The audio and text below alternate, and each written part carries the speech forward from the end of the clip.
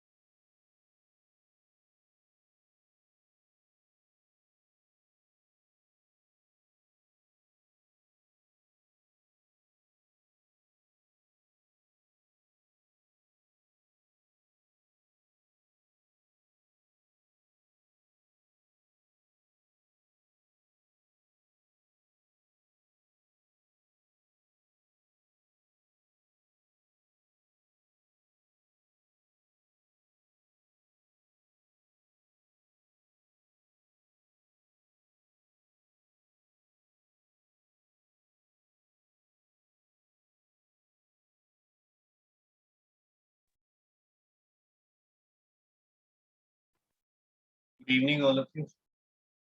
Good evening, sir. Good evening, sir. Good evening, sir. How are you all? Good, sir sir. बढ़िया sir आप बस sir थोड़ा सा थकावट है, बैच लगातार चल रहा है।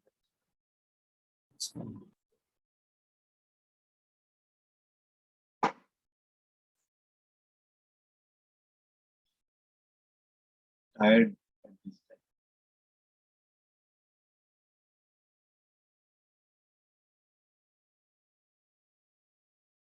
जी सर, लास्ट टाइम हम लोग पेरोक्साइड का मेथड ऑफ प्रिपरेशन डिस्कस किया था।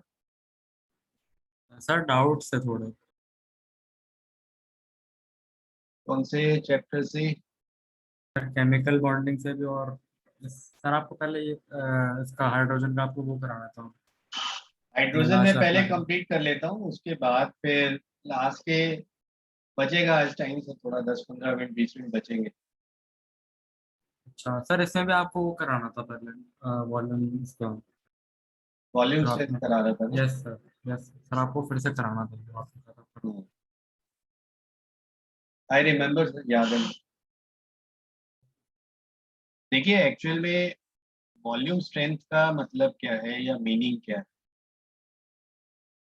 भाई मार्केट में जैसा मैंने आपसे कहा था, मार्केट में अगर आप peroxide, hydrogen peroxide, it's usages are basically, sir अगर आप यूजेस पढ़ेंगे, as a bleaching agent use किया जाता है, हेयर ब्लीच में यूज किया जाता है, फैब्रिक की ब्लीच में यूज किया जाता है। तो केमिकल शॉप्स पे भी जो केमिकल से डील करते हैं वहाँ भी आपको मिल जाता है, और केमिस्ट के पास भी मिल जाता है।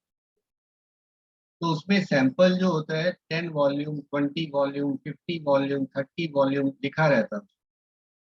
भाई अगर मान लीजिए आपने बी इज वॉल्यूम स्ट्रेंथ,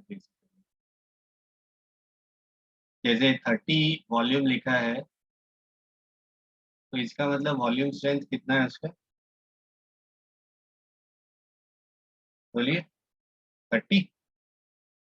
अगर 10 बी लिखा है तो इसका मतलब वॉल्यूम स्ट्रेंथ कितना है, 10।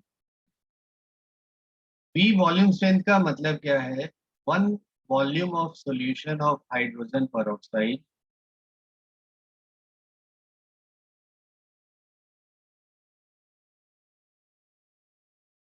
gives 10 B volume of oxygen at ST। मतलब अगर आपको मान लीजिए 10 वॉल्यूम हाइड्रोजन पेरोक्साइड है सैंपल, तो इसका मतलब क्या हुआ, एक वॉल्यूम हाइड्रोजन पेरोक्साइड से कितना मिलेगा, 10 volume oxygen at ST। Volume आप अगर मिलीलीटर में ले रहे हैं तो ये 10 ml हो जाएगा। अगर मैंने यहाँ लीटर लिया तो ये क्या हो जाएगा,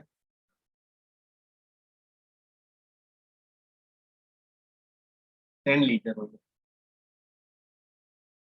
1 ml से 10 ml ऑक्सीजन STP पे मिल रहा है, या 1 लीटर लिया तो 10 लीटर ऑक्सीजन STP पे मिल रहा है। अब अगर आपसे पूछा जाए given sample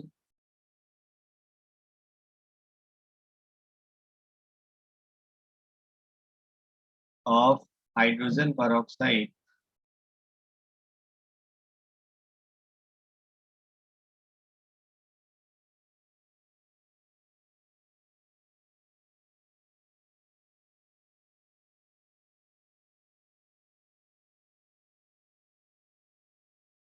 is 10 volume, express this as percentage strength।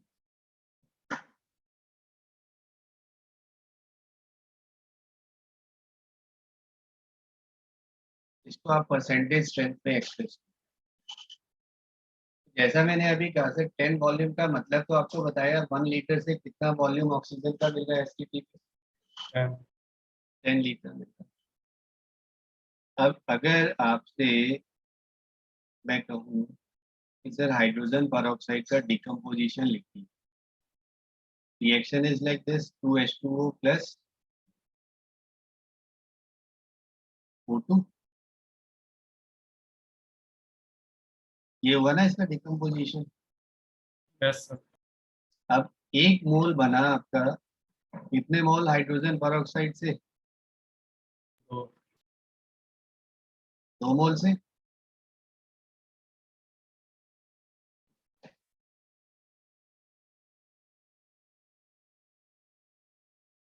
दो मोल का मास कितना होगा सर,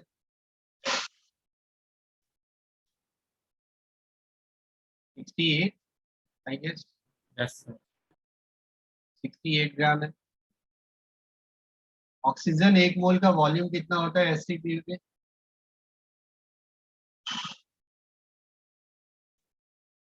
एज पर NCERT से 22.7 है, मैं वही ले रहा हूँ। आपको 22.7 litre of oxygen is obtained from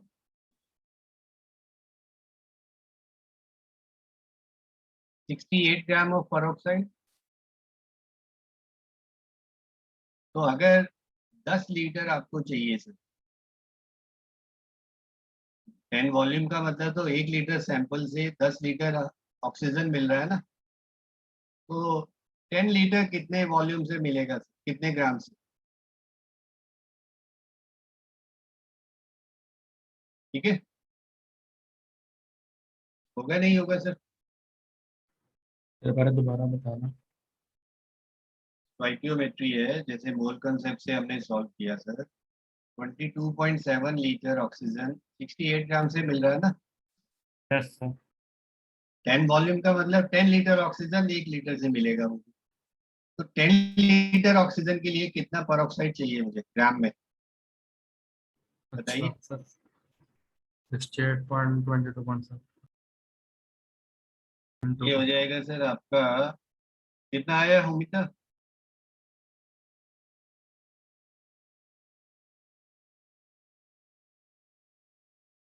Sir, 30. 29.9 आ रहा है, दिस इज 30 ग्राम। अब 30 gram is present in how much volume of peroxide sample?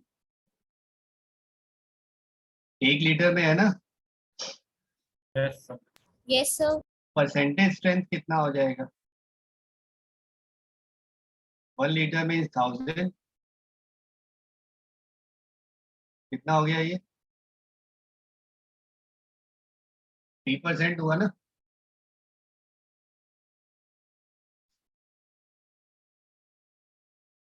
हुआ नहीं हुआ सर?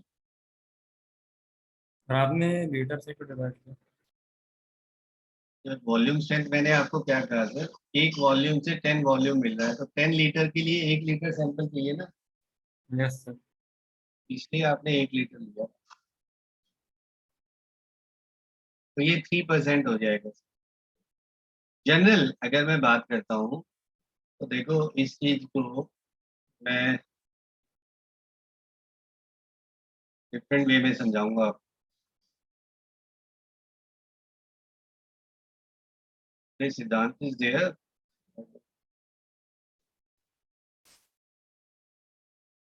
सिद्धांत is now regular, but Aryan is there. Harpreet आप लेट आ रहे हैं आज इससे।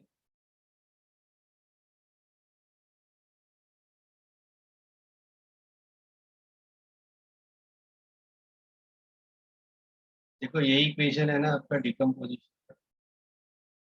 Yes sir. अच्छा आपके पास है 68 ग्राम से 22.7 लीटर बन रहा है, यस सर।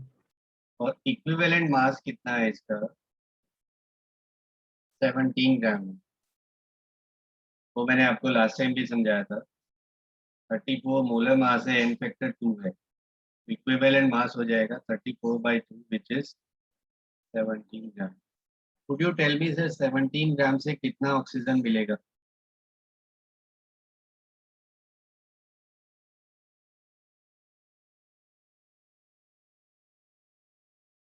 बोलो। 5 पॉइंट समथिंग। 5.6 yes sir. 67 आ रहा है रेडर, क्योंकि 22.7 अपॉन 68 इंटू 70 कितना बना ये? नहीं बना। और पेरोक्साइड का वॉल्यूम कितना लिया मैंने? 1 लीटर लिया ना। Yes sir. तो 17 ग्राम पर लीटर का मतलब 1 नॉर्मल नहीं हो गया ये?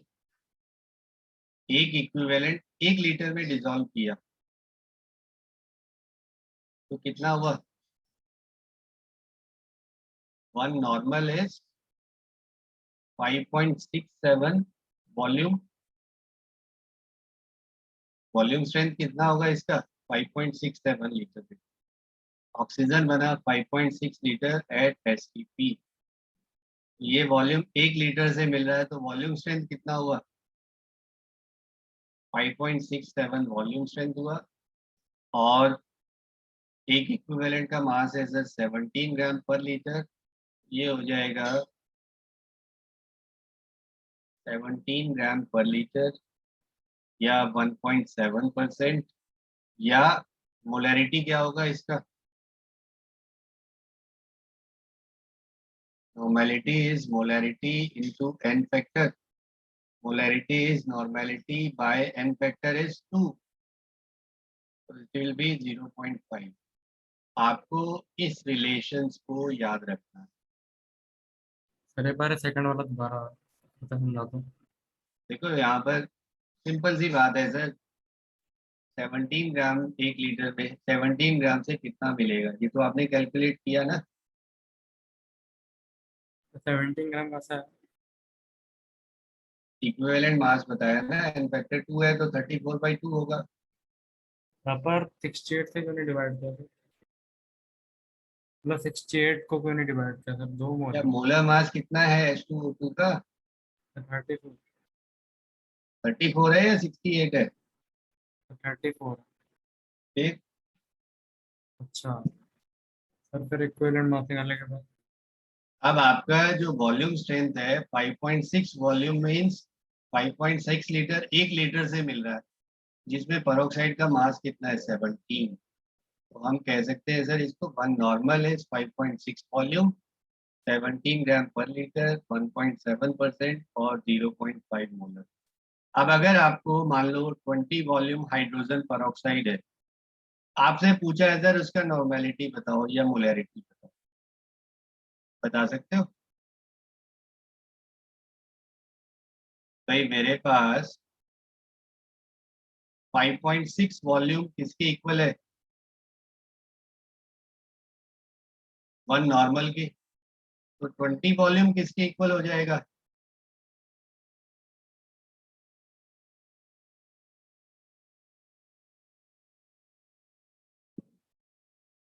बोलो। तो आपने 1 नॉर्मल क्यों लिखा? ये ऊपर रिलेशन लिखा है ना यार, 5.6 volume is one normal half molar, तो ये आपका नॉर्मेलिटी हो गया। मोलैरिटी कितना हो जाएगा? उसे डिवाइड कर दो।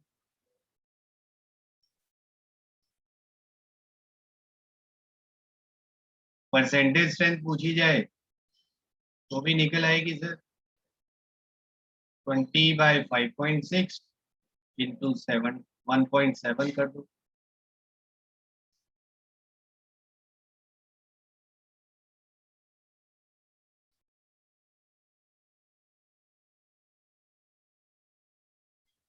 सिक्स परसेंट आएगा ये। तो इस तरह से आप ये अगर रिलेशन आप याद कर लेंगे तो सर कुछ भी पूछा जाए, नॉर्मेलिटी पूछा जाए, मोलैरिटी पूछा जाए, वॉल्यूम स्ट्रेंथ पूछा जाए, स्ट्रेंथ पूछा जाए ग्राम पर लीटर में या परसेंटेज स्ट्रेंथ पूछा जाए, तो I guess you can find it. Sir एक नहीं लास्ट समझ बार आया वो रिलेशन बता दो सर, समझ से नहीं आया। फिर वो कैसा है रिलेशन? क्या? लास्ट पेज को एक बार दोबारा से समझो। आपने 68 ग्राम बैलेंस इक्वेशन से देखो, 68 ग्राम से कितना मिल रहा है ऑक्सीजन? 22 कितना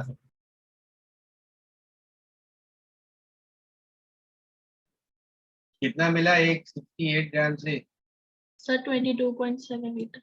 अगर मैं एक इक्विवेलेंट कहता हूँ तो एक इक्विवेलेंट से कितना मिलेगा? 17 ग्राम से निकालोगे ना, एक इक्विवेलेंट तो आपका 17 ग्राम के इक्वल है। Yes sir. तो कितना बना ये? 5.6 बना ना। Yes sir. बस एक इक्विवेलेंट। अब 5.6 वॉल्यूम का मतलब क्या हुआ? एक वॉल्यूम से 5.6 वॉल्यूम मिल रहा है। 5.6 लीटर कितने वॉल्यूम से मिलेगा? एक लीटर से। एक इक्विवेलेंट एक लीटर का मतलब ही क्या हुआ? वन नॉर्मल हो जाएगा ना यार। कार्बन नॉर्मल तो हो जाए।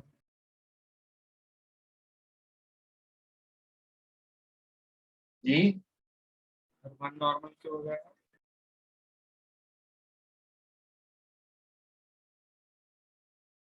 नॉर्मेलिटी का डेफिनेशन क्या है? Sir molarity into alpha. और डेफिनेशन पूछा मैंने।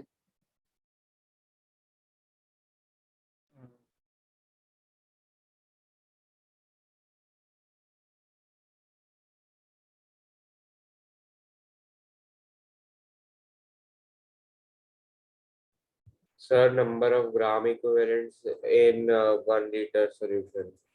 हाँ, तो अगर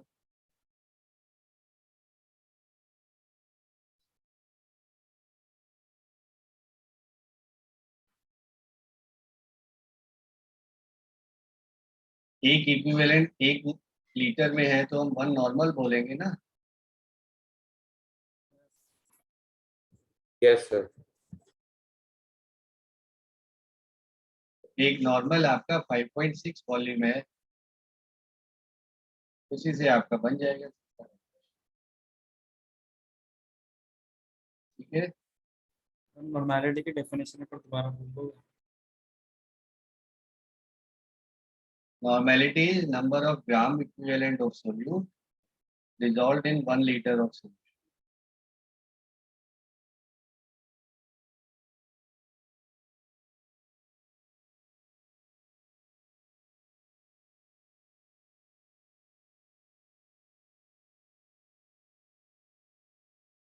चलो खैर सर, आप अगर इतना नहीं भी समझ आया, ये क्वेश्चन तो समझ आ गया ना। इसी तरह से 10 की जगह 20 दिया हो, परसेंटेज स्ट्रेंथ बताओ, तो भी आप कर लेंगे। लीव इट, अगर नहीं समझ आ रहा सर, दिमाग में नहीं घुस रहा तो छोड़ सकते हो। सर वो घुसने लग गया था। अब घुसने लग गया। Yes sir. चलो देर से आया। और यार सीधी सी एक बात है, अगर कोई चीज नहीं समझ आई तो रट तो सकते हो। यस सर, वो भी रट सकते हो, नहीं रट सकते? रट सकते हैं। इन रिलेशंस को याद रख लो यार, और क्या। 20 की जगह 30 दिया तो 5.6 volume is 5.6 wall 7 volume is 1 normal. 30 पूछा है, 30 का निकाल लो। नॉर्मेलिटी दिया है, वॉल्यूम स्ट्रेंथ बताओ। मान लो 5 नॉर्मल है, वॉल्यूम स्ट्रेंथ कितना हो जाएगा? 1 नॉर्मल इज 5.6 ना 7 वॉल्यूम स्ट्रेंथ है, तो 5 नॉर्मल कितना हो जाएगा? 5 इंटू 5.6 है। ये नॉर्मेलिटी हो जाएगी, वॉल्यूम स्ट्रेंथ हो जाएगी। आपस में रिलेट ही करना है यार। ओके ओवर थिंक मत करो किसी भी चीज को। Never over think over at. आप कहते हैं ना सर, एंग्जाइटी और डिप्रेशन दोनों में क्या फर्क है? पढ़ा है आपने? क्या एक ही बात होती है?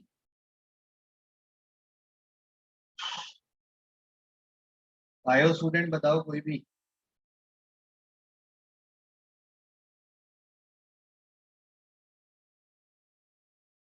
जी, सर मेरे एनीवन हिसाब से टेल मी। दोनों एक ही बात होती है। एक ही बात होती है? नहीं, Sir, can you anxiety. repeat the question? Bio का स्टूडेंट है तो आप बताइए, एंग्जाइटी और डिप्रेशन आर दे सेम और डिफरेंट? Sir, दोनों different. दोनों डिफरेंट होते हैं। कैसे डिफरेंट होते हैं? Sir, anxiety मतलब nervousness और depression मतलब sir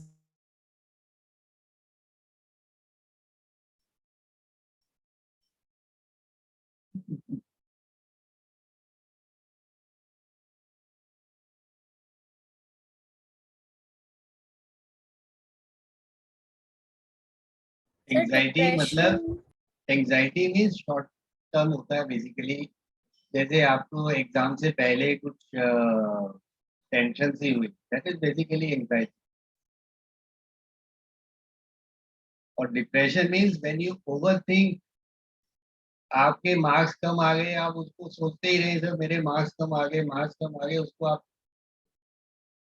या आपका मान लो गॉड फॉरबिडन, मान लो किसी का अगर मेडिकल का एम है, नहीं हुआ मेडिकल में, उसके बारे में आप सोचने लग जाए, मैंने मेहनत की, मेरा नहीं हुआ, मेरा नहीं हुआ।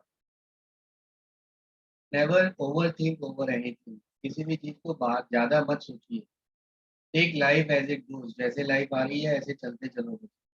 अगर किसी का मान लो मेडिकल एम है, पहली बात तो आप अपना जी जान लगा दीजिए। अगर नहीं भी होता तो ये नहीं कि लाइफ एंड हो गई, आप जो है सोचते हैं इतना डिप्रेशन में चले जाए कि सर कुछ गलत कर ले अपने साथ। हो सकता है गॉड ने आपके लिए और अच्छा कुछ सोचा हो। क्या सारे डॉक्टर या इंजीनियर ही थोड़ी हैं जो कामयाब है या नहीं है? Yes sir. Yes, sir. सिर्फ डॉक्टर या इंजीनियर ही कामयाब थोड़ी है सर लाइफ में। yes, किसी ने कहा सर एक एमएफ हुसैन एक व्हाइट कैनवस पे एक ब्रश मार दे, ब्रश का स्ट्रोक मार दे, वो भी करोड़ों की हो जाती है पेंटिंग। हो जाती है नहीं हो जाती? yes sir. Yes. फिर और इंजीनियर डॉक्टर सुबह से शाम तक पेशेंट देख देख के तब वो भी उतना नहीं कमा सकता शायद। It's a noble profession no doubt. ठीक है, आप लोगों की सेवा कर रहे हैं, आप you are next to God when you save someone's life. But बाकी प्रोफेशन और आल्सो ऐसा कुछ नहीं, योर चॉइस। अगर आप मेडिकल फील्ड में जाना चाहते हैं वेरी गुड, बट अगर इन केस कुछ नहीं भी होता आपका, मान लो if you are not able to succeed in the exam, आजकल वैसे सर नीट क्लियर हो जाता है मोस्टली 99% भी जाता है। मेडिकल कॉलेज में सीट्स खाली जा रही हैं। You become a doctor that's very good, और नहीं तो सर और बहुत अच्छा, और कुछ उससे अच्छा होगा। ज़्यादा डिप्रेस होने की, लो फील करने की जरूरत नहीं है। मार्क्स आपके मान लो किसी एग्जाम में कम भी आ गए, यूनिट टेस्ट में कम आ गए, तो जरूरी नहीं है कि अगली बार नहीं होगा। Life is just like a roller coaster ride. Roller coaster ride जानते हैं ना आप? yes sir. Yes क्या होते sir. हैं सर रोलर कोस्टर? क्या हमेशा आप नीचे ही रहते हैं? टॉप पे भी तो जाते ही है ना। yes sir. Yes, sir. Same with life also. वैसे सोचिए कि लाइफ भी ऐसे ही है। अगर एक टेस्ट में मार्क्स कम आए तो नेक्स्ट टेस्ट में और मेहनत करके मैं एग्जाम दूंगा, तो और भी अच्छे मार्क्स मुझे लाने हैं या आएंगे मेरे में। पर नेक्स्ट वाले में भी नहीं आया तो उससे नेक्स्ट में आएंगे सर, फाइनल में आएंगे। कितने but बच्चे sir होते हैं मतलब जिनके सर टर्म एग्जाम में मार्क्स नहीं आते, बोर्ड्स में सर 90% प्लस ले जाते हैं। ऐसे तो पता नहीं कितने एग्जाम्पल है, मेरे सामने के एग्जाम्पल है। प्री बोर्ड में फेल हो गए बच्चे, प्री बोर्ड में 30% मार्क्स आए, 30% मीन्स फेल, और मेरे पास आके रोने लगा बच्चा। मैंने कहा बेटे ऐसा है, आपको मालूम है आपका कैलिबर 80 प्लस है, आप 30% से अभी क्यों रो रहे हो सकता है एक दिन पहले आपकी तबीयत खराब हो, यहाँ सर मैं बीमार हो गया था। इसका मतलब ये थोड़ी कि 30% पे अटक गई आपकी। बोर्ड में उसी बच्चे के 92% आए थे, सेम सब्जेक्ट सेम वही सिलेबस सब कुछ था। ऐसा कुछ नहीं होता सर।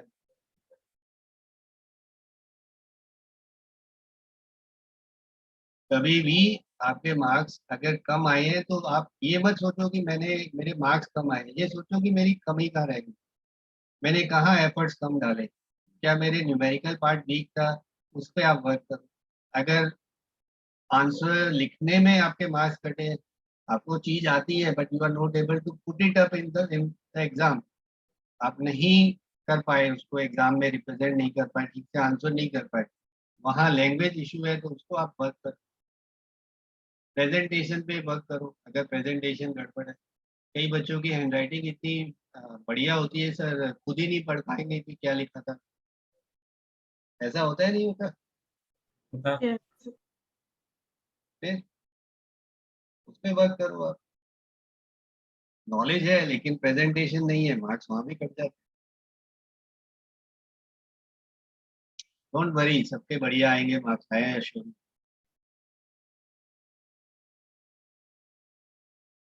अच्छा सर, इसमें छोटा सा पार्ट आपका जो बच गया था,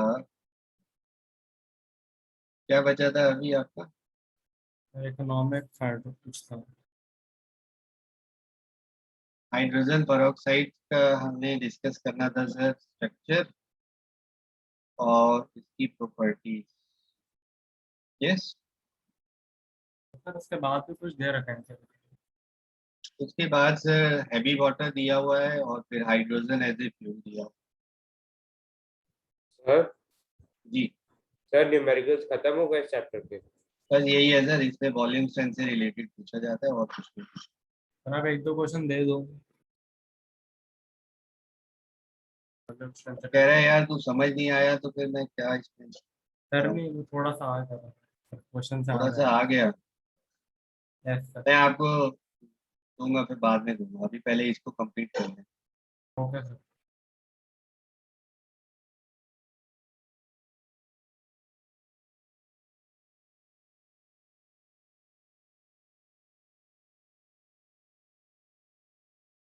देखिए प्रॉपर्टीज में सबसे जो हाइड्रोजन पेरोक्साइड है, it decomposes as H2O and O. ये डिकम्पोज करता है और specially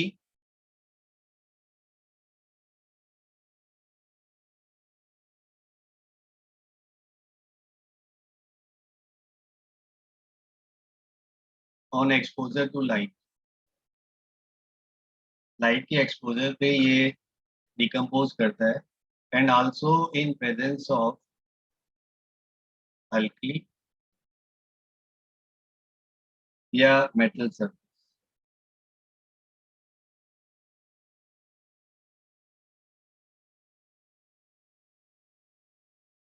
So this reason it is stored in PEX line bottle, plastic बोतल. ग्लास में क्यों नहीं स्टोर करते sir? Can you think?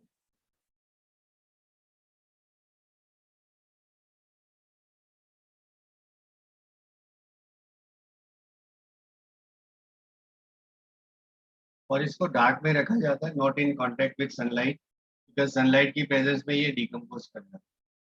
Glass जो होता है basically glass is sodium silicate, तो सोडियम हाइड्रोक्साइड और सिलिकॉन डाइऑक्साइड के साथ बनता है मिलकर, तो अल्कलाइन है, इसलिए आपका क्या होता है, डिकम्पोजिशन को फेवर करता है, इसलिए ग्लास बॉटल्स में नहीं रखते, प्लास्टिक की बॉटल्स में और डार्क में रखा जाता है. अच्छा, it can act as oxidising agent as well as reducing agent. और जो आपने इन प्रेजेंस ऑफ अल्कली और मेटल सल्फर देखा है, इसका मतलब इसके प्रेजेंस में वो डिकम्पोज करता है. हाँ, okay. it can act as oxidizing agent as well as reducing agent.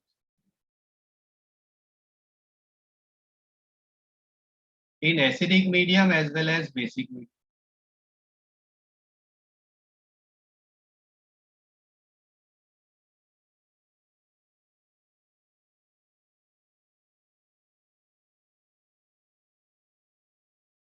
अब जैसे आप देखिए हाइड्रोजन पेरोक्साइड में ऑक्सीडेशन स्टेट क्या है, -2. वाटर में क्या है, -2. और ऑक्सीजन में क्या है, 0. यस और नो? तो ऑक्सीडेशन नंबर इसका इंक्रीज भी हो सकता है और डिक्रीज भी हो सकता है ना. Yes, sir. तो it can act as oxidising agent.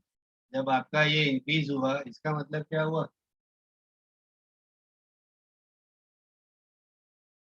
फिर ये चीज़ एक बार दोबारा बता सकते हो? -1 से -2 क्या हुआ, रिडक्शन ना. तो ये ऑक्सीडाइजिंग एजेंट काम करेगा जब वाटर में चेंज हो रहा है, और O2 में 0 है, ये आपका इंक्रीज हुआ मतलब ऑक्सीडाइज हुआ, तो ये क्या एक्ट करेगा, reductant. Reducing agent. Oxidising agent in acidic medium.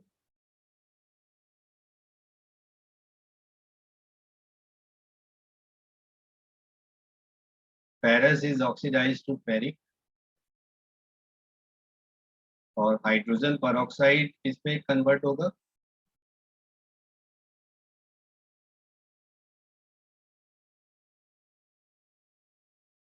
H2O में.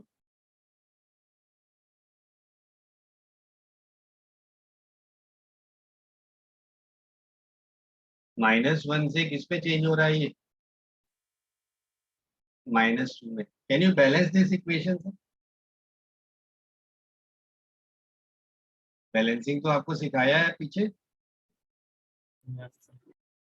ये 2H+ आएगा यहाँ पर, और अब देखिए यहाँ पर ये इक्वेशन बैलेंस हो गया या नहीं हुआ.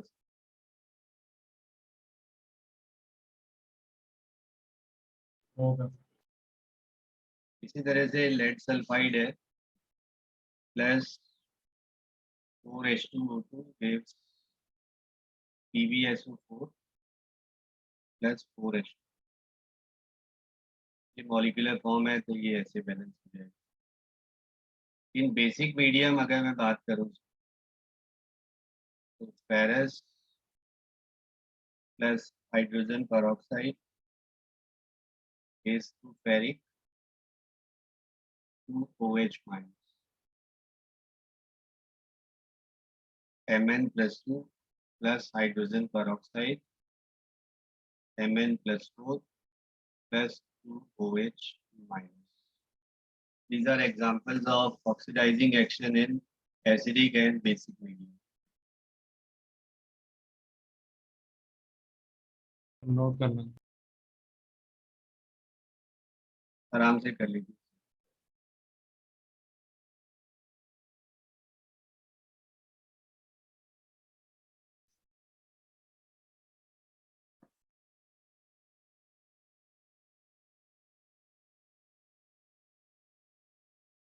सर इसके बाद आप कौन सा चैप्टर कराओगे? उसके बाद सर एफ्लो करा देते हैं, छोटा सा है, वो भी 1 वीक में हो जाएगा। सर थर्मोडायनामिक्स कब से शुरू करोगे? बेटा मैंने जो आपका सीबीएसई ने जो सिलेबस दिया है ना, उसके हिसाब से मैं करा रहा था, उसी के हिसाब से चल रहा हूँ।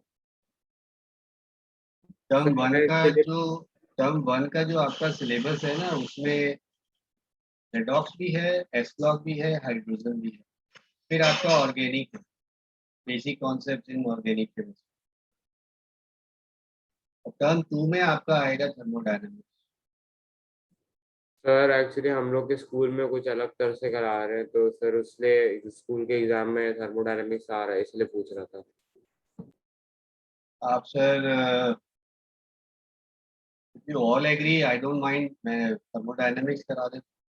हमारा तो सिर्फ बेसिक फिर हमारा ऑर्गेनिक आ रहा है, 17 सितंबर से एग्जाम स्टार्ट है। ऑर्गेनिक आ रहा है ना इसके बाद? यस सर, वो कब सीबीएसई आना के है? सिलेबस को फॉलो कर रहे हैं। देखा मैंने तो इसीलिए, because majority of schools will follow CBSE. Sir मेरे टेस्ट में भी ऑर्गेनिक आ रहा है, बट मेरा जल्दी है इससे। कब है ऑर्गेनिक का टेस्ट, कब है आपका? सर मेरा 9th को है, 9 सितंबर को। 9th of September. Yes sir. But sir CBSE का एग्जाम तो आई गेस नवंबर में होना है आपका। हाँ सर, तो अभी सर उससे पहले मिड टर्म करवा रहे, तो उसमें हर सब्जेक्ट के 5 चैप्टर्स हैं। यस 5 चैप्टर्स कौन कौन से हैं? सर अभी सर पीरियोडिक है, केमिकल बॉन्डिंग है, atomic structure, redox and hydrogen and sorry organic. Organic कितना हो चुका है आपका, स्कूल में कितना हो चुका है? सर अभी तो सर बेसिक नॉमेनक्लेचर करवा रहे हैं फंक्शनल ग्रुप्स में अभी। सर अभी जितना मैं क्लास उतना अटेंड नहीं करता फिटजी की वजह से, बट सर जितना मैंने पूछा था लोगों से, अभी कीटोन्स एंड एल्डिहाइड्स करवाया था। नेमिंग ही तो कराया अभी। Yes sir. हाँ तो अभी तो सर मतलब आप ये देखिए कि उसमें बहुत ज्यादा सिलेबस है। और विल दे कंप्लीट बिफोर सितंबर 9? अभी आपका एक ही वीक क्लास होगा मुश्किल से। Yes sir. तो अभी कहाँ हो जाएगा? सर वो बेसिक्स ले रहे हैं, उन्होंने बोला कि सिर्फ यार बेसिक्स मैं कहता हूँ यार, मैं 1.5 महीने में भी नहीं कंप्लीट कर पाऊँ अगर मुझे पूरा डेप्थ में कराना हो। Yes sir. और बट अगर एनसीईआरटी को टीचर्स भी मैं फॉलो करता हूँ, तो एनसीईआरटी को भी अगर आप नोमेनक्लेचर, फिर आइसोमेरिज्म, फिर आपका इलेक्ट्रॉनिक कॉन्सेप्ट, फिर स्टेबिलिटी रिएक्शन इंटरमीडिएट्स है, उसके बाद आपके पास एस्टिमेशन है एलिमेंट्स का, तो वो तो कंप्लीट से बहुत बड़ा चैप्टर है बेसिक कॉन्सेप्ट। आपको अगर ये कहा है स्कूल में, ये पूछ लीजिए कि सर नोमेनक्लेचर है, तो नोमेनक्लेचर करा सकते हैं, आइसोमेरिज्म करा सकते हैं। पूरा तो नहीं आएगा सर, एक वीक में कितना करा देंगे टीचर, कितना भी फास्ट पढ़ा ले। 35 यस मिनट सर। 40 मिनट की क्लास होती है आपके स्कूल में मेरे ख्याल से। सर मेरा स्कूल तो 7 चैप्टर्स दे रहा है सितंबर 17 से। आपके कितने हो चुके हैं उनमें से?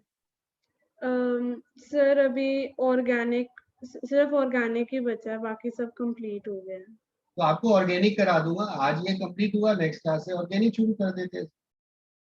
Yes sir please. I am perfectly okay. मुझे आपसे, for me it's just like, आप कैसेट का बटन बोलिए कौन सा गाना सुनना है, वही कैसेट चला देंगे। ठीक है सर, आप ऑर्गेनिक करा लो सर, वो भी आ रहा है हम लोग के सिलेबस में। आपको सर ऑर्गेनिक स्टार्ट कर देते हैं, इसके बाद एस ब्लॉक फिर करा देंगे, बाद में करा देंगे। सर ऑर्गेनिक में टाइम लगेगा बहुत। सर आप ज़्यादा अच्छे से करेंगे तो सर टाइम लगता है। और अच्छे से करना। Yes, sir. अच्छे से कराएंगे सर, मैंने तो पहले ही आपको कहा था ऑर्गेनिक में मुझे ज़्यादा टाइम चाहिए। और इनफैक्ट अगर आपको सर एस ब्लॉक अगर आप नोट से काम चला लें सर, तो पहले मैं नोट्स दे देता हूँ, जिसको पढ़ना हो सर एस ब्लॉक पढ़ लो, बाद में करा देंगे। ठीक है sir. Yes, sir. That would be fine ना, आप कर लेंगे उसको, नोट से आप पढ़ो, पीरियोडिक तो आपने पढ़ ही लिया।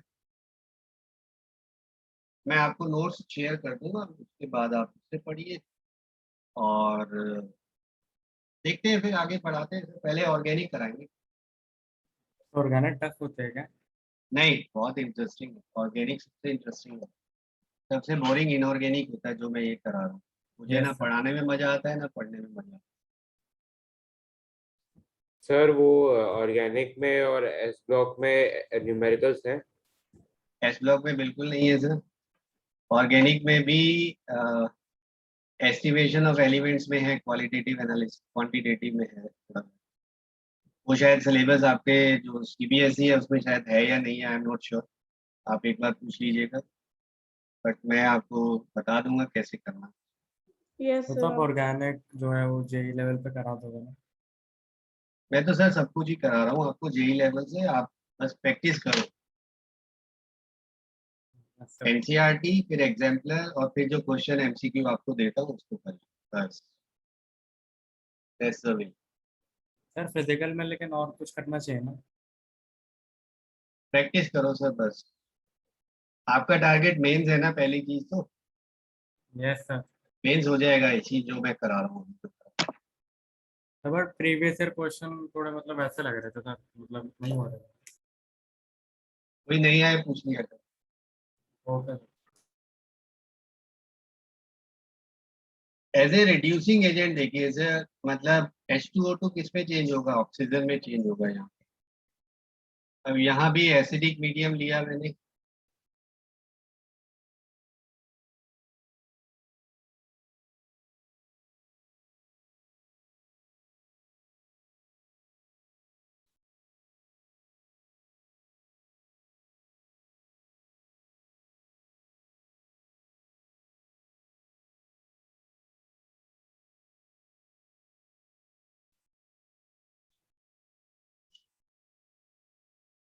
ऐसे ही HOCl है plus hydrogen peroxide, it is H3O plus Cl minus plus O2। Chlorine यहाँ पर +1 से -1 में जा रहा है और ये आपका -1 से 0 में जा रहा है। तो आपका ऑक्सीडेशन किसका हुआ यहाँ पर, पेरोक्साइड का था ना।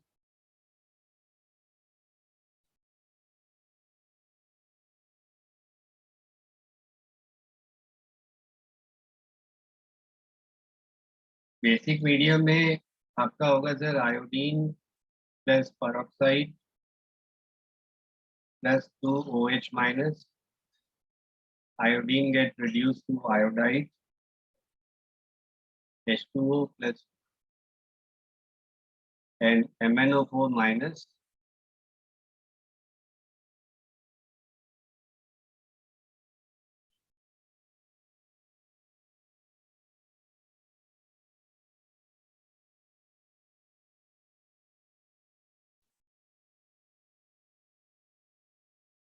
ये इक्वेशन।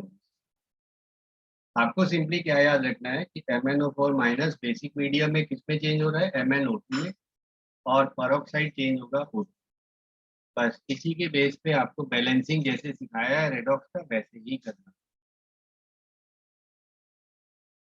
बाकी इसके यूजेस आपको मैंने बताया, ये as a bleaching agent,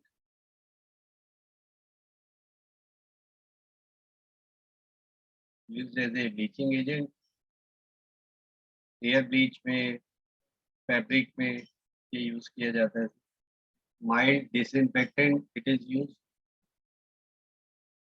disinfectant क्या होते हैं,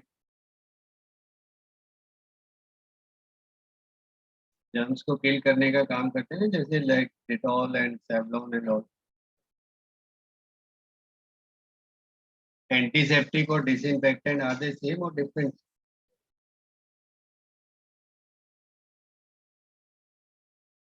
क्या बताइए। सर?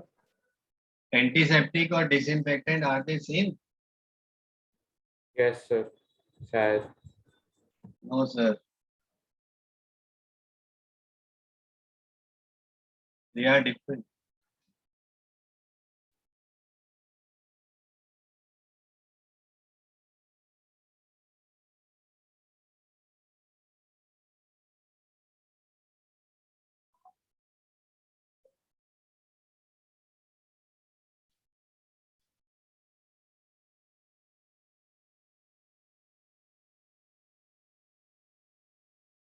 ठीक है, जो डिसइंफेक्टेंट होते हैं वो नॉन लिविंग ऑब्जेक्ट्स पे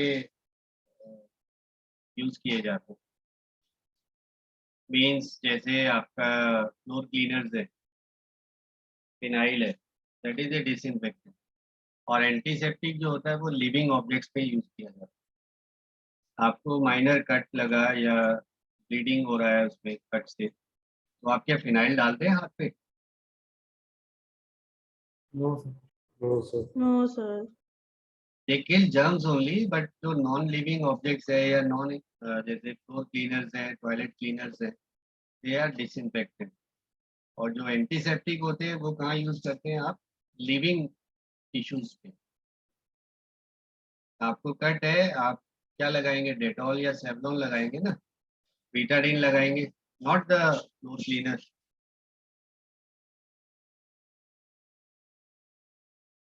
ठीक है सर। Yes sir. और क्या बचा सर आपका, बताओ। Structure. I guess happy water बचा है। स्ट्रक्चर भी तो। हाँ, स्ट्रक्चर ऑफ हाइड्रोजन परऑक्साइड, ठीक है।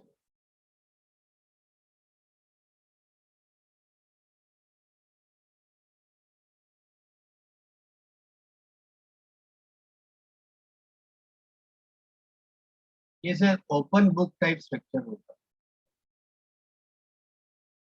जैसे आपका ओपन बुक हुआ ना इस टाइप से।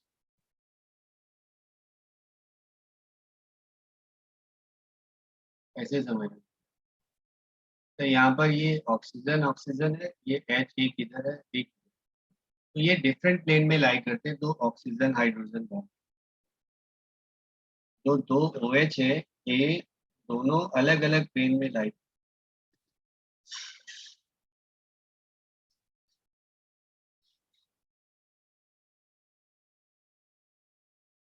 और इनके बीच में जो एंगल होता है उसे हम बोलते हैं sir dihedral angle.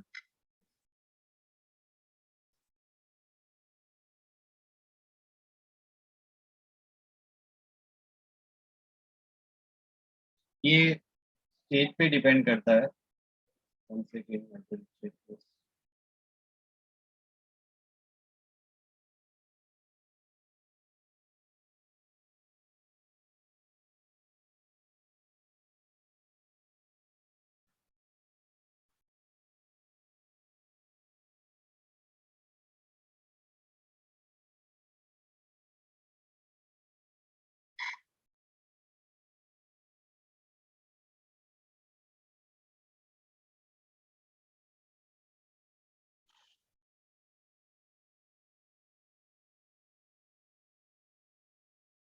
In gas phase, this angle is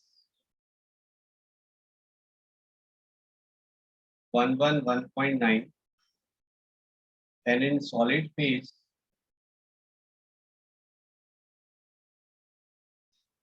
this angle is 90. आप ऐसे समझ लीजिए सर, ये बॉन्ड जो है ये अलग प्लेन है, OH बॉन्ड, और ये वाला अलग प्लेन है। ये जो दो प्लेन्स में जो एंगल है वो 111.9 है इन gas phase, and in solid phase this angle is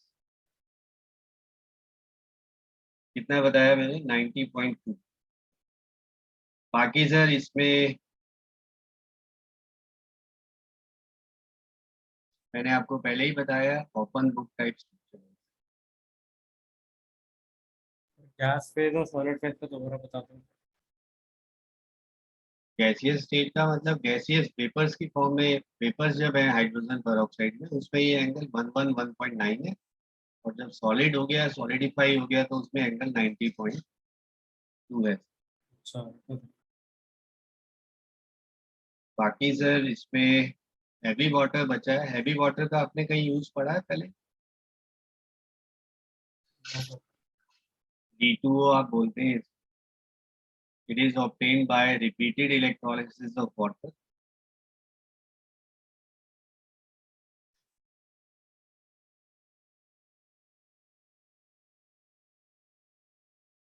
hydrogen पहले डिस्चार्ज होगा और D2 उसमें एक्यूमुलेट होता जाएगा, अल्टीमेटली D2O रिमेन है। और इसकी जो केमिकल प्रॉपर्टीज हैं सर, वो सेम है एज नॉर्मल वाटर। जैसे आपको मैंने कैल्शियम कार्बाइड प्लस H2O लिया आपने, तो कैल्शियम हाइड्रोक्साइड बनता है।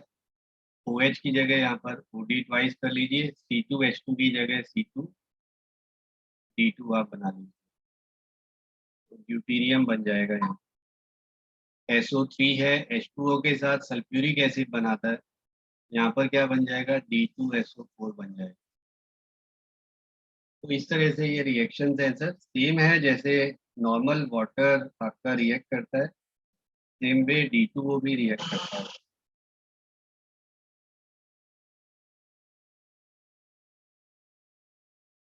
बाकी sir di hydrogen as a fuel आप खुद से पढ़ लीजिएगा। मैंने वैसे आपको वीडियो शेयर किया था, उसमें दिया हुआ है, आज के न्यूज़ पे भी आया हुआ था, गूगल पे में पढ़ रहा था, hydrogen as a future fuel. ऐसे क्वेश्चन तो नहीं आता ना मेरे को। नहीं सर, जैसे आपको हाइड्रोजन इकोनॉमी पता होना चाहिए कि क्या मतलब है। Okay sir. है तो उससे क्वेश्चन तो ज़्यादा बनते नहीं होंगे यही इन तक में। नहीं सर, उसमें नहीं। सर हाइड्रोजन की बात कर रहा हूँ। जी, di hydrogen as a fuel ज़्यादा क्वेश्चन नहीं बनते। और इसमें भी सर हार्डनेस ऑफ वाटर वाला टॉपिक है, या आपका हाइड्रोजन पेरोक्साइड है, या हाइड्राइड्स है, जो मैंने आपको बताए थे 3 टाइप के, सॉल्ट टाइप, कोवेलेंट, और तीसरा कौन सा बताया था आपको, interstitial. Interstitial yes sir. Hydrides. जी, ठीक है यस ना। सर वही। और उनमें से आता है क्वेश्चन। उनमें से ज़्यादा कुछ।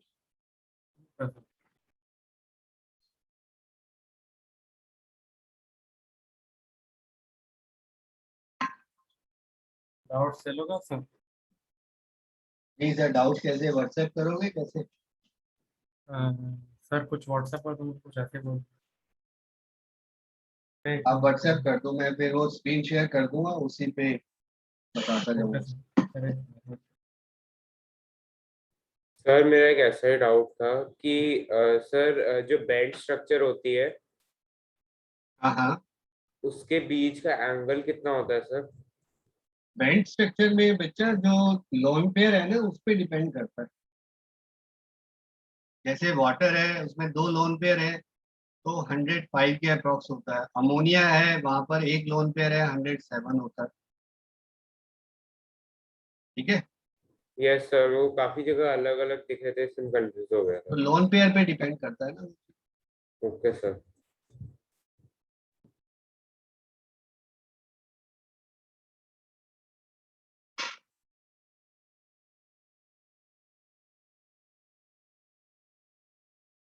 भेज रहे हो कुछ आगे क्वेश्चंस?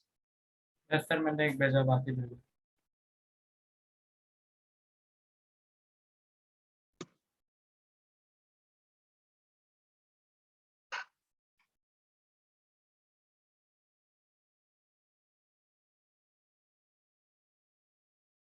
मैंने पर्सन को भेजा।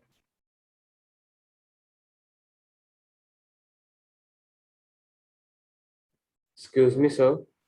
जी, सर मुझे कहीं जाना है तो सर मैं लीव कर सकता हूँ class? Yes you can. Okay, thank you sir.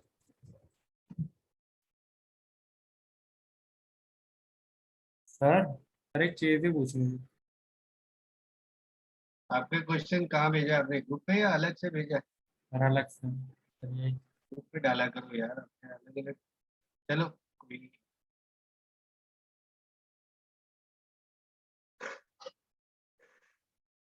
अच्छा, ये 50th और 51st क्वेश्चन है। Yes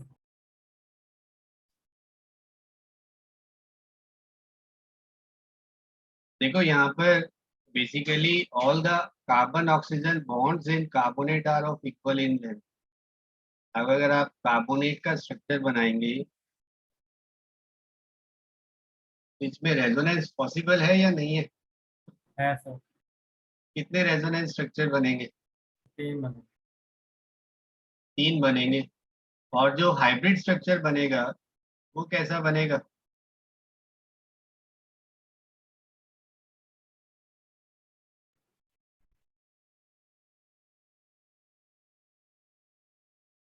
it would be like this. Yes sir.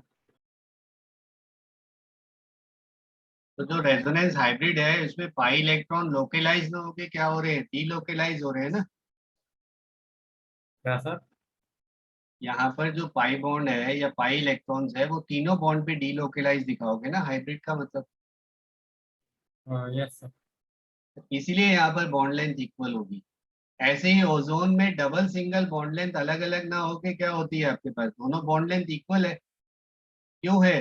क्योंकि जो हाइब्रिड बनेगा उसमें ये पाई इलेक्ट्रॉन दोनों बॉन्ड पे डीलोकेलाइज। समझ नहीं आया सर, डीलोकलाइज मतलब? आपको आंसर कैसे करना है, in carbonate it is due to resonance pi electrons are delocalized। Localize delocalize होता मतलब? अगर एक ही बॉन्ड पे ये रहता, delocalized over 3 carbon oxygen bond. फिर डीलोकलाइज मतलब? लोकेलाइज का मतलब एक ही बॉन्ड पे है, डीलोकेलाइज मतलब तीनों पे प्रेजेंट है वो pi इलेक्ट्रॉन। अच्छा, ओके सर। इसलिए आपका ये इक्वल होगा, ये सेंटेंस लिखोगे तो आंसर ठीक हो जाएगा। एवरेज बॉन्ड एंथैल्पी आपको याद होगा, मैंने डायटोमिक मॉलिक्यूल है उसमें तो सर एक ही बॉन्ड है ना आपके पास। बट यस अगर पॉली एटॉमिक है जैसे H2O लिया आपने, दोनों बॉन्ड की एंथैल्पी अलग अलग होगी क्योंकि इलेक्ट्रॉनिक स्ट्रक्चर दोनों का अलग अलग है। पहले आपका OH बना, फिर OH से फिर से बॉन्ड टूटा, आपका O और H में टूटा ही। तो यहाँ पर हमें mean bond enthalpy term use करते हैं जब भी पॉली एटॉमिक मॉलिक्यूल है। अगर मैं इथेनॉल में बात करता हूँ तो इथेनॉल में सिर्फ एक ही OH बॉन्ड टूट रहा है, तो इसको आप बॉन्ड एंथैल्पी कहेंगे। लेकिन H2O के केस में क्या होगा, एवरेज होगा दोनों बॉन्ड्स, तो इसलिए दोनों वैल्यूज अलग अलग बनेंगी। ठीक है तो पर दोनों सेम क्यों नहीं हो H2 में? यार, यहाँ इलेक्ट्रॉनिक स्ट्रक्चर अलग है, यहाँ अलग है। इथेनॉल का स्ट्रक्चर क्या है आपके पास, C2H5 OH है ना यहाँ पे bond। Yes sir. यहाँ पे स्ट्रक्चर अलग है, ये मॉलिक्यूल अलग है, दोनों में अलग अलग बनेगा।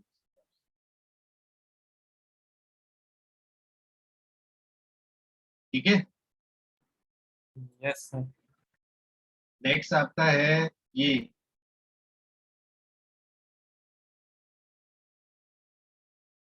अब यहाँ पर क्वेश्चन क्या है आपका, in both water and dimethyl ether oxygen is central atom and has same hybridisation, they have is different पे दो बॉन्ड लोन एंगल। पे आ रहा था ऑक्सीजन पे, तो ज्योमेट्री तो सेम होनी डबल चाहिए। बॉन्ड तो कोई भी नहीं है सर इन दोनों में से कहीं भी। सर लोन पे क्या आ रहा था? लोन पेयर दोनों में सेम है, इक्वल है। यस लेकिन सर। यहाँ पर देखो H जो एटम है वो छोटा एटम है, मिथाइल बड़ा। बड़ा है, तो ये ग्रुप आपस में रिपेल ज्यादा करेंगे ना। ओ अच्छा, ओके सर। इसको हम स्टेरिक रिपल्शन बोलते हैं, ऑर्गेनिक में भी काफी यूजफुल है ये term, steric repulsion are there, तो bond angle increases.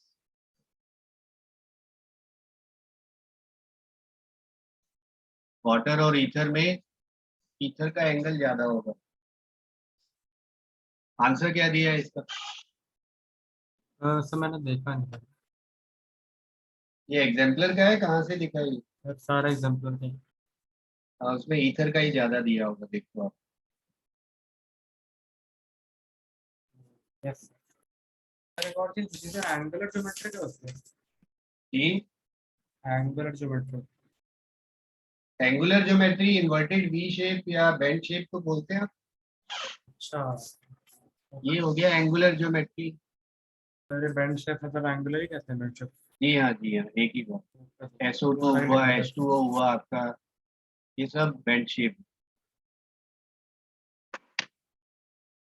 Okay sir. Sir एक और डाउट था सर, जो मतलब जो कंपाउंड होता है सर, जिनका ऑक्टेट रूल अप्लाई होता है, उनका स्ट्रक्चर कैसा बना होता है? इसमें अप्लाई नहीं होता। यस सर, जैसे मतलब नाइट्रोजन वाले हो गए, उसमें ऑड इलेक्ट्रॉन होते हैं। ऑड सर इलेक्ट्रॉन तो है सर, वो तो ऑक्टेट रूल को फॉलो ही नहीं करते ना। यस आपने सर, सर तो उनका ऐसे स्ट्रक्चर सोच कैसा? लो, जितना बन पाता है सर वैसे ही बना। सर मतलब ऑक्सीजन का तो कंप्लीट है, नाइट्रोजन का कंप्लीट हो ही नहीं सकता किसी भी तरह से। अच्छा। ये बनेगा। तो NO2 है, NO2 का आप ऐसे ही बनाएंगे।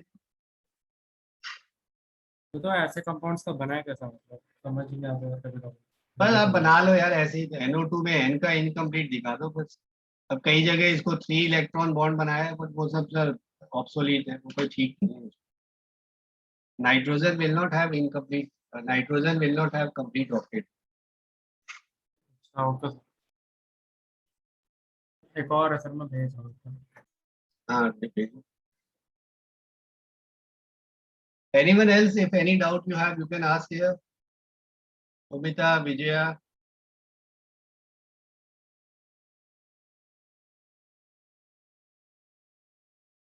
Vyomini, Siddhant.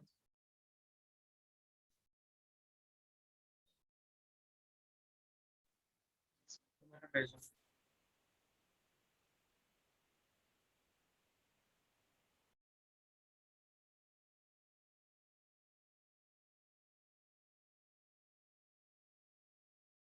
सर ऊपर वाला है। 66 वाला। Yes sir. Maximum number of nodal plane.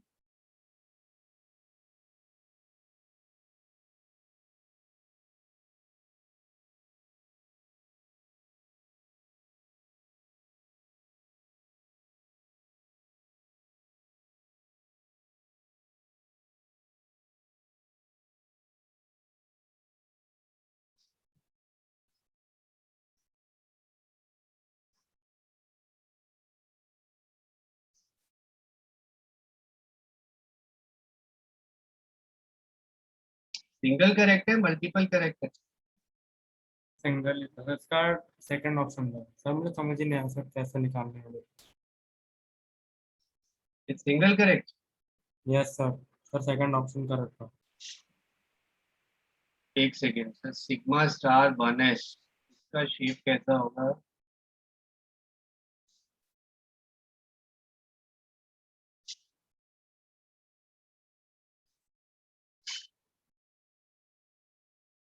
Sigma star px।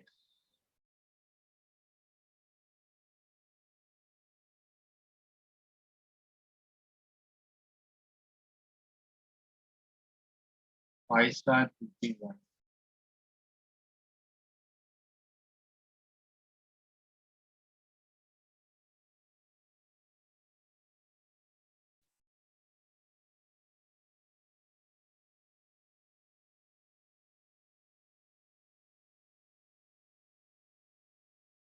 बेटा इसमें देखो, सिग्मा s है, s का तो स्फेरिकल सिमेट्री है ना। Yes sir. और सिग्मा स्टार 2px, ये जो ऑर्बिटल है, इंटरन्यूक्लियर एक्सिस x माना है इसने, तो x एक्सिस पे डेंसिटी है, तो yz प्लेन बनेगा ना इसमें। यस yz प्लेन काटेगा इसमें, एक बनेगा इसमें। और y स्टार 2 की y में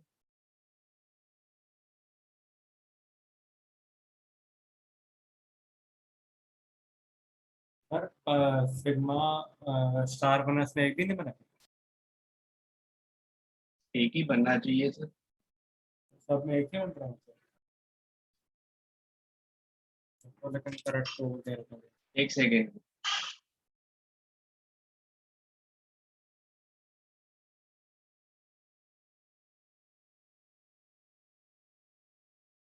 फाइव स्टार 2P1।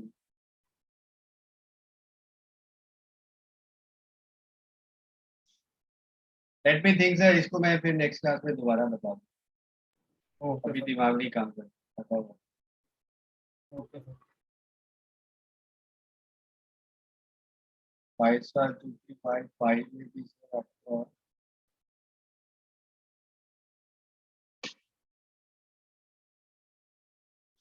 और कुछ क्वेश्चन? नहीं सर, इतने देख लीजिए शायद जो है।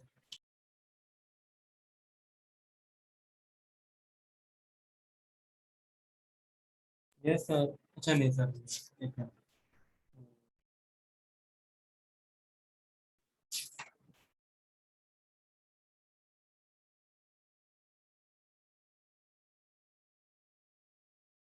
नहीं सर, और तो कोई नहीं।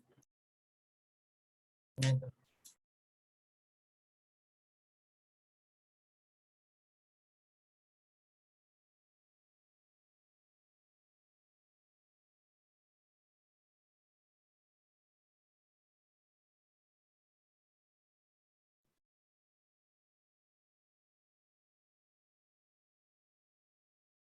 अरे तो नहीं है।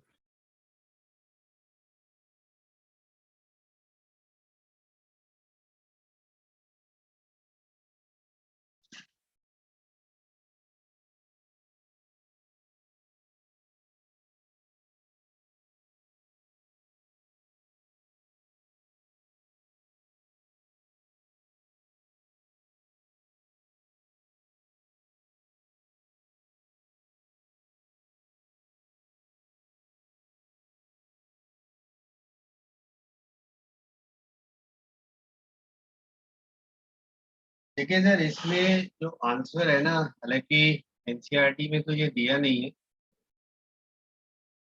But number of bonding, number of nodal plane in bonding molecular orbital, it is equal to number of nodal planes in combining orbit। मतलब बता रहा हूँ sir, and number of nodal plane in anti bonding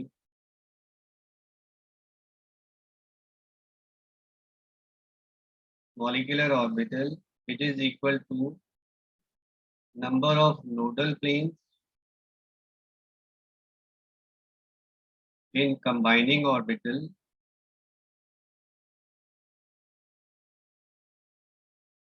plus 1। अब देखो sigma star 1s है, तो ये 1s के कॉम्बिनेशन से बना ना, यस सर। यहाँ 2p से बना, यस सर। यहाँ आपका पाई है, ये तो बॉन्डिंग है, इसमें तो नोडल प्लेन होगा ही नहीं। Yes sir. यहाँ पर भी पाई स्टार में 2p से बन रहा है। Yes sir. अब एंटी बॉन्डिंग सिग्मा में 2p कंबाइनिंग ऑर्बिटल है, तो कितने हो गए नोडल प्लेन? ए में तो आपका 1s दो। में तो 0 हो गए ना, सर क्यों? एस में तो एस तो स्फेरिकल होता है ना ऑर्बिटल, इसके लिए तो नोडल प्लेन एल के इक्वल 0 हो गया। तो सिग्मा स्टार में कितना हो गया आपके पास? सर 0।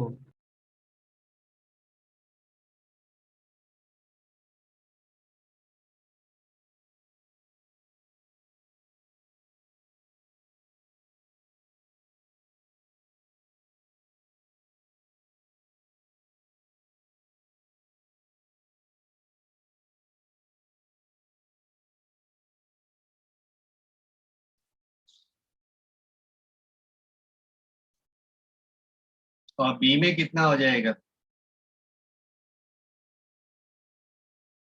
सर इसमें बी के केस में पी ऑर्बिटल में कितने होते हैं? सर एक होता है।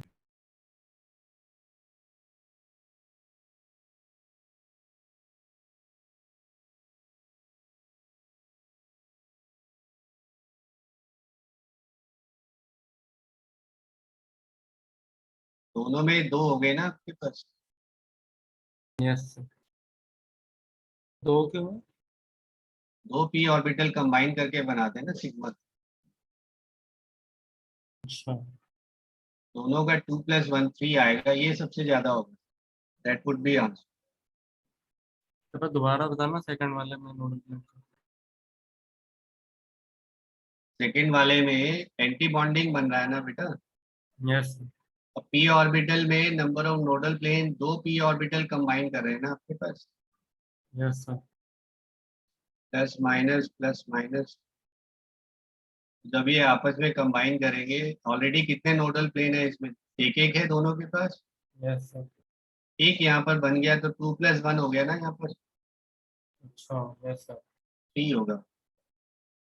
बाकी सी और डी में दो दो ही बनेंगे। आप डी में क्यों पाई दो? 2px बन रहा है तो वहां भी दो हो गया, और पाई स्टार 2px में क्या होगा, वहां भी दो बनेगा। पाँच स्टार टू पे हमें क्यों बनेगा दो? D option.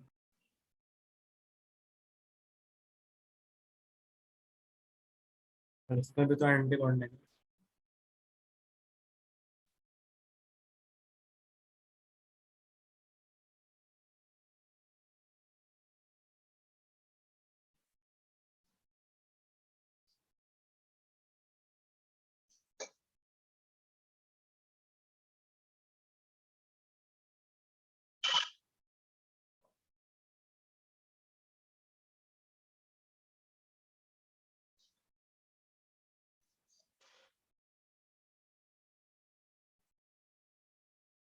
करते हैं सर, डिस्कशन दोबारा करते हैं। Okay sir. कई जगह इसमें आंसर गलत भी होता है। मैं एक बार चेक करूंगा इसको, इस पे मुझे भी याद नहीं आ रहा अभी, बट नेक्स्ट टाइम बताएंगे। ठीक है सर।